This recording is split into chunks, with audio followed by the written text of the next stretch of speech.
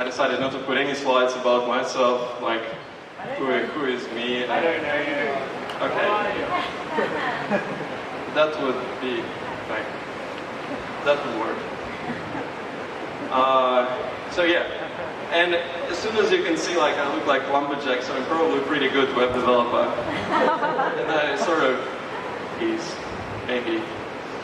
So what this talk is about, I will try to keep it short, but it's pretty long one. So I go quickly about what is open source. So this whole talk is about open source, and it's intended to be for students, and I did it for General Assembly students to encourage them to participate in open source and what they should do, what they can do and what they should not do, things like that. So talking about a bit what is open source, why would you do anything, why would you share your code, what you can do, and most importantly what you should not probably do, some ethics and some other stuff. So let's start from what is open source.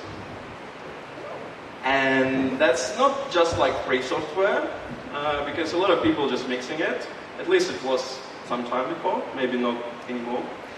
So it's software with an open source code, like something that you can read. And then here, being totally obvious, I know, but some people don't realize that. And this is the software where code is completely exposed, like everything what it does. And you can probably even modify it, just like read some license agreements before. And why do we even need it? Like, was good old times when someone writes a software, compiles, and just like give it on your floppy drives or something, and you can't do anything without it. Like, you can't change it. So why do we even need it? And you probably remember this thing happened last year when Volkswagen had some special software in their machines, like their internal computers, and if they do testing of the machines, like of automobiles, then they reduce emissions and everything passes everything fine, but then they go to the road and they remove all their things, and you start to get a lot of power, but obviously increase emissions. So it was a pretty big scandal. Also this one, I read this article, it's pretty cool. So right now, it's pretty possible to hack a computer on your automobile, even not connecting to it. So you can do it remotely. And there are two awesome guys who work in security and hacking, and they did it. And there is a nice article about it, and you should definitely read it. It's crazy. So we're moving towards this space, driverless cars, and well, who knows what's inside? Could be a bit scary. Voting stuff. Can you really trust this thing? That thing came out like pretty recently. It's pretty scary because there is a software in the US that does prediction if this particular convicted person is going to commit crimes further. And someone made analysis, and apparently people who are black have 70% bigger chance to get bad results in that test. Who knows what?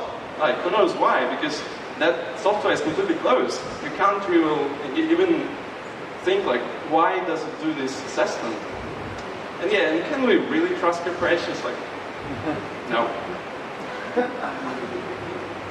That was like really quick thing that sort of supposedly did inspire you to be interested why this is needed. And this section is about why would you even participate and what's interesting about it. What could be your motivation? And this section is pretty personal because like this is something that inspires myself, and I don't know, if it would inspire you, it's really personal. So maybe it will. So what could be your reward? And this is not like we have cookies or something, you know. And yeah, that's pretty subjective. So I think I put those items like in some order, but it's not, it's more or less random order, so it's not like the most important thing, but I think what's really important, you can learn from pretty much the whole world. It's not something where you work on your day-to-day job and you talk to 5, 10 people and you see their code, but it's pretty much ability to work with any person in the world and its ability to learn from them. And obviously you get the experience and you get much better experience and much more variety of that. You can also try some really unusual technologies, something that you would never ever try by yourself. And it was a story, like a really short one, that I tried to do something in open source and I was joining, I don't know, Eric Elliott, if you know him. So I was doing some work on one of his repos. And I was suggesting like, oh, why do you do this thing? It's not really common, people don't use it, like let's do this one. And he said, no, I like this. That thing is bullshit, don't do that. And I was like, really? Why? At some point, like, we had some discussion, and then in about a week he published an article about why I use tape and you should too. It's about tests.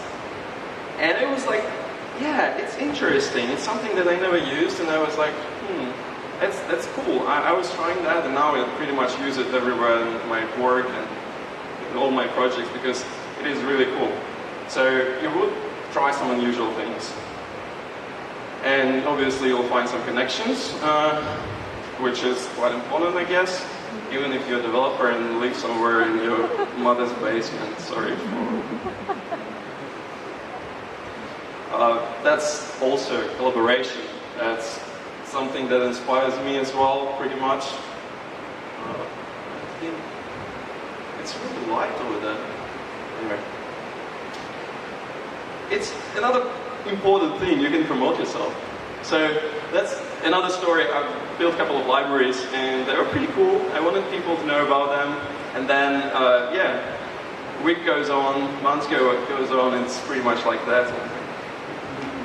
Yeah. After all, you can get some better job or job proposition. So it's pretty much real letter. Like, yeah, people from Facebook like noticed, yeah, you do open source. We can probably talk about it.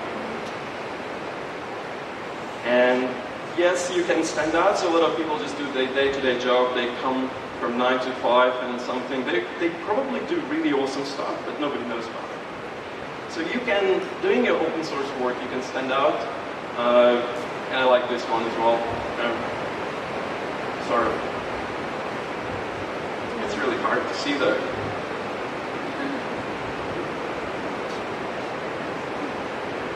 And after all, you can have some fun as well. So yeah, if you've heard about that, like Volkswagen tested the suit that passes on CI. Or, yeah, but the brakes promises. Oh my god. So it's actually a library that takes promises and converts them to callbacks. Oh my god, it's really hard to see that. Sorry for that. Yeah, this is probably, you know, that in React. Secret DOM, do not use it, you will be fired. And post CSS Australian styles. Some people know that about. And after all, you know, like doing that stuff, you sort of realize that you're doing some good things that will help other people. Helping releasing new versions and fixing some issues, adding new functionality. That's pretty exciting. You can find some gratitude from people you follow and people that you think are doing a really good job. You can get approval from them as well. It's really awesome feeling. So they can appreciate your job. Jet? Hey. Why Jet is not here? He has a baby. So that's another section. So that was a little bit like motivational, what inspires myself to do some stuff. And this section is about, okay, I'm inspired. I'm really excited. I want to do something. And this section is about what you can do. So first of all, like fear of fear. I guess it's relates pretty closely to your talk previously. Because you're like you should know that you're pretty welcomed and people most of the people who maintain repositories and maintain different libraries feel really good if someone tries to help them. And there are like literally thousands of projects that need help. And that's all good, but what you can actually do, and I wanted to go from like really beginning. So you don't really need to participate. You don't need to think that you can only participate by doing coding and probably like writing something crazy complicated, because you can do things like filing an issue, and that's helping, because maybe there are other people experiencing the problem, but they're not even realizing that there is a problem. You can also, if you find an issue and you find how to fix it, maybe in your code, you can update examples and maybe you can update README. That's very, very helpful. A lot of library maintainers are not super awesome at writing documentation, so if you can help with that, it's like, yeah. So yeah, you can update README information. You can fix a typo after all. Oh, it's really hard to read, but it says, I just want my name in this repo. So you can build process, you can improve some build processing around the library. So you know probably now that if you do front-end, you still need to be like half DevOps as well. And if you do that fairly well, you can help other people, because not everyone knows that stuff. This is, I think, really important. You can add some linting to the code and probably help to fix some inconsistencies in the code style. Just be really gentle, because some people take it personally, like commas and spaces, tabs and stuff. Be aware of that. And obviously, yeah, fix code style issues. This is really awesome stuff. If you can write some tests for the code, it's probably one of the best things you can contribute. Because myself included, I feel like, okay, that's sort of boring, I need to move on, I need to do more stuff, I need to do more functionality, and I rarely stop and go and do all the 100% coverage. So if you can help with that, it's really awesome. And it also, why it is also important for yourself, because you can learn how code works, and you can learn better, you can dive deeper into someone else's code and figure out how it works. And not only doing that good thing, but also getting more experience for yourself. I think this is one of the best things you can do, especially when you're just beginning. And after all, you can fix the bug. And I think I would call this picture OSS. It's like, yeah, this is essential for open source. Or after all, you can write some library. I mean, I think that every developer at some point has something like this on GitHub, which makes really no sense at all, but you can do that. That's the other thing that you can do. You can talk, even if you didn't write anything, but you probably used something and you find it useful and nice.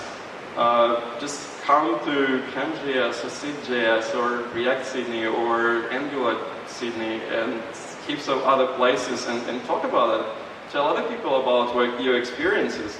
And this is a really awesome thing, which also, when you start talking, and you don't hear anymore, you will probably need to write a bit more code and you will participate a bit more. So it will inspire yourself to move further. So that's like a circular thing. It's really awesome. That's another thing that doesn't work anymore on GitHub. You probably know. So I was like, Jet inspired me a lot, and I read a couple of articles as well about people keeping that straight. Keeping pushing something to GitHub, or opening issues, or pushing PRs, or committing something basically every day, non-stop. So Jet was like, did it for pretty much 1,000 days or something. That's crazy. I know. There is another guy who did it. It was pretty sick. So it's like, challenge accepted. Not really. Sorry. Yeah. At some point I decided that, yeah, I went to like 340 or something days and I'm good. I have enough discipline. So it might sound like that, but it's actually not. It's more like a pragmatic decision. Why would you do that? For me, it's just fighting my own laziness. So I just go somewhere, I go to work, and then after work I go surfing, and then I come home, and I'm like, oh, I don't want to do anything. Not really. And then I think like, oh, I have this 100-day streak, I just can't break it. I need to do something. Then just sit, I probably fix some really simple stuff, and then I may actually go and just go further and fix more stuff. And I fix more and more, and after all I can do for the next maybe couple of hours some awesome things that I would otherwise won't. So it was something like in the beginning, and now I guess at some point you get this feeling of discipline, so you just go and you do. If you have issues, you just close them, you don't forget about them, and it makes yourself like less lazy, I guess. So the other thing is that I'm often asked, like, that I'm saying like there are thousands of projects, but how do you find one? Like, how do you find one out of thousands? I think this is the best thing you can do.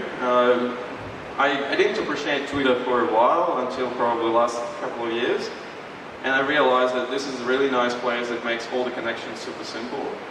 And because you don't need to write much, a lot of people are willing to write a bit more often. So you can just keep an eye on projects that different developers do. So all those people who have like huge streaks, 10,000 stars on GitHub and things like that, they keep doing new projects and they keep publishing them, and they usually announce them on Twitter. It's probably the best place to get the information firsthand. So you can keep an eye on their projects and watch for some help calls that they do, and like this one, which I replied, I actually tried to participate, and like that's not actually called for help, sorry. So anyway, you can keep an eye and participate, because every time you see a new project appearing, it's like I publish something, and there is someone coming and helping me with some things like build processes, linting, and probably some testing, maybe some documentation. Usually first published libraries have neither. So if you can do that, you make maintainer in most of the cases really, really happy. The other thing is you can check out some sites that do monitoring of NPM for different libraries. Because I'm doing mostly React and JavaScript stuff, these sites I'm going to, you can obviously find others for other languages and libraries. They publish every day, and at some point when I was sitting just like quite bored, I didn't know what to do, I just go to the React pods and I see, oh, there are like 2 libraries published last hour, and they looked interesting, so I just jumped there, wrote some build processes and wrapped something, updated documentation, and it was like, yeah, that feels really good, and people are super, super grateful for that.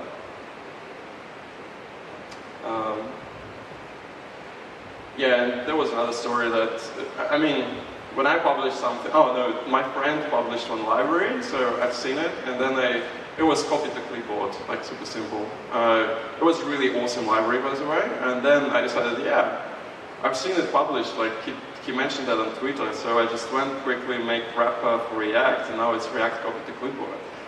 And he was like, when I published that, he was so happy, because he just like, I just published it, nobody knows about it, and accidentally like someone came in and just used it, and it gets some traction and people use it, and it feels really, really great.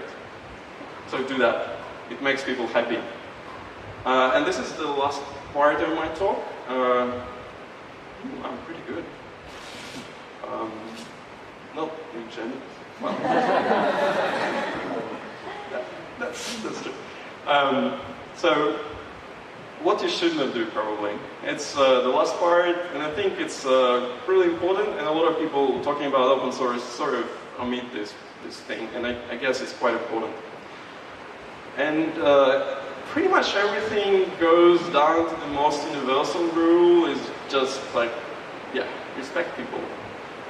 Yeah, don't leave it. And sometimes this happens, like, you had like pretty bad mood and you spent like 3 hours debugging something and it was like really silly bug in some library, and you probably went to GitHub and filed an issue and you were a bit aggressive or something. That stuff happens, and you might maintain like really unhappy. I've seen that happening, and it's really sad that happens. If you do that, you should understand that you're not like doomed forever, and like all the doors are shut and nobody allows you to open source anymore. Everyone hates you. Like, no, really. Things happen, and you can fix that. Yeah, just apologize. I guess that works everywhere, and I've seen that happening. So if someone actually opened an issue with apologies, and it was nice. It was accepted, and we just like moved on. And after that, the person was just like participating in communication. Nobody like hold aggression or something. Yeah, things happen.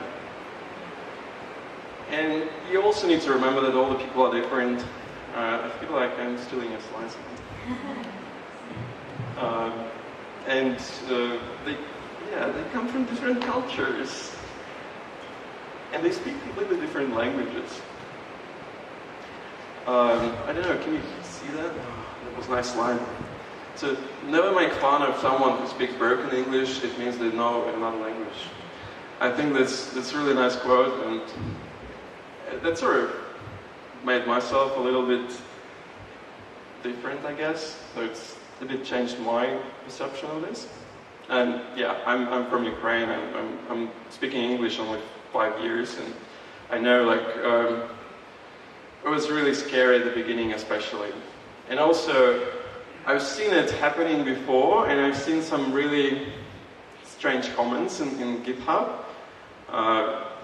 So it was a situation that someone left a comment about library, and it reads really rude. Like me, like speaking with English people, I sort of like English speaking people. I know, like yeah, if you say that, it's really rude. You shouldn't say that. Then I checked the profile of this guy, and then I realized, oh man, I know this person, and he's just like, he's Russian, and he literally used Google Translate to do that. I mean, that's the thing. So if you see something that sounds really aggressive, like try not to confuse that with actual aggression, because sometimes people just use Google Translate and that gives you some really awkward words. Yeah, try to be understanding. That mostly relates for, like, if you maintain repositories, or, again, pretty much maintainers also coming from different cultures and also try to speak different languages, so pretty much applies for everyone. Be understanding. You never know who's on the other side, what they're doing, like, you don't know. Thanks to oatmeal. I didn't put the second slide, what it really is, because it's totally horrible. And probably the last thing, take care of yourself. It's important. A lot of people were burned out, becoming like really aggressive, and at some point they like shut down their projects, rage quit things. So yeah, take care of yourself and don't burn out. I guess that's pretty much it, and if you're interested, yeah, welcome to the team, and we're all waiting for your help. Thank you very much.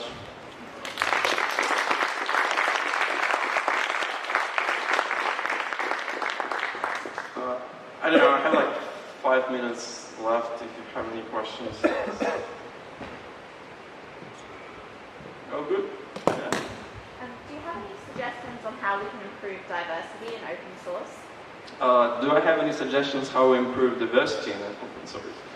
I guess it pretty much goes down to the same points of what you should not do, right? Like, you just need to respect other people, and you have no idea who is on the other side.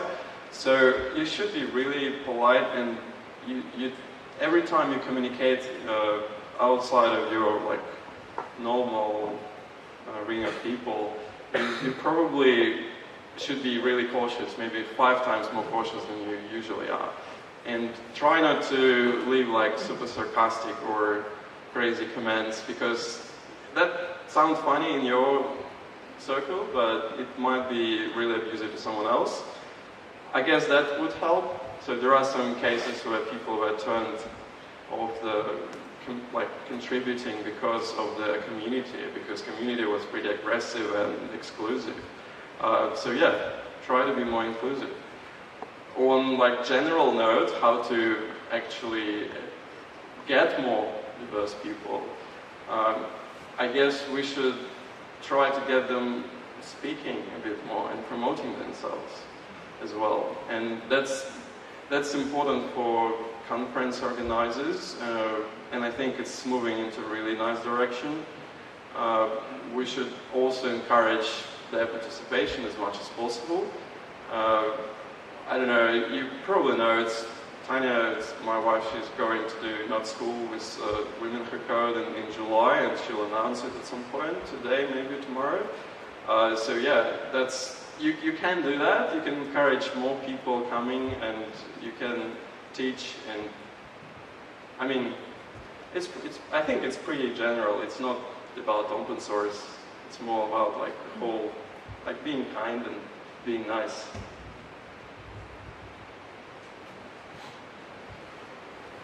You have your tips on avoiding burnout? Yes, I think so. If you do your job and then you do open source and then you go to sleep and then you wake up and do your job and do your open source and you go to sleep, then you probably will burn out in about a month. Don't do that. And the tips: if you have any hobby, do that. And do it somewhere in between, and probably take some days off. And I mean, Streak is something really cool, but it was removed from GitHub, I guess, for that reason, because people were trying to push themselves every day, which is quite difficult. Probably don't do that. If it doesn't work for you well, probably don't do that. If it worked for me, because I'm able to sort of control what I do and sometimes just keep things right, and I also can do surfing. I can go and surf 2 hours, and I'm totally like a fresh person, like I can do everything, I can fix the world, and I think that helps a lot. Before that, in like super, I don't know, stupid tips, I was doing like just swimming in a pool, or cycling from the work or from work, and it like completely helps you get all the job, and it just like, it works for me. I mean, it might not work for everyone else, but I was trying to change different things that I'm doing, and especially mixing some physical activity with my day-to-day work. That worked for me. I don't know for everyone else. Okay, I'm being pretty, I don't know, usual, I guess.